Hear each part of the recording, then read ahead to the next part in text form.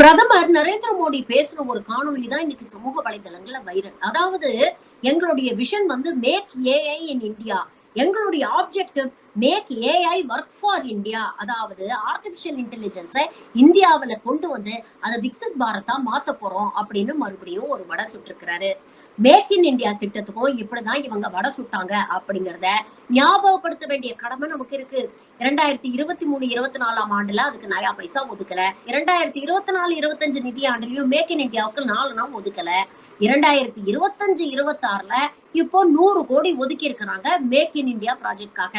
இதே மாதிரிதான் India AI mission அப்படின்னு மோடி சொல்லக்கூடிய இந்த திட்டத்துக்கு 23-24 நிதியாண்டுல 5 பைசா ஒதுக்கல. 24-25 நிதியாண்டுல 500 கோடி ஒதுக்குனாங்க. ஆனா அதுல பயன்படுத்தப்பட்டது என்னமோ 173 கோடி தான். அதுக்கப்புறம் 1/3/2025 அன்னைக்கு நிதியமைச்சர் நிர்மலா சீதாராமன் தாக்கல் செஞ்ச 25-26 ஆண்டுக்கான பட்ஜெட்ல இந்த இந்தியா ஏஐ மிஷன் திட்டத்துக்காக 2000 கோடி ஒதுக்கி இருக்கிறாங்க.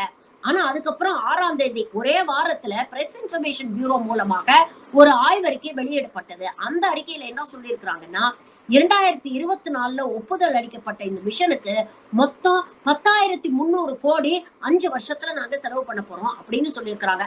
ஆனா முதல்ல ஒதுக்குன 500 கோடியிலேயே வெறும் 173 கோடி தான் இவங்க பயன்படுத்தி இருக்கிறாங்க.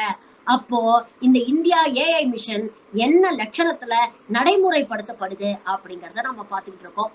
பல வடைகள்ல இதுவும் ஒரு வடை அப்படின்னு எடுத்துக்கிட்டு போக வேண்டியதுதான்.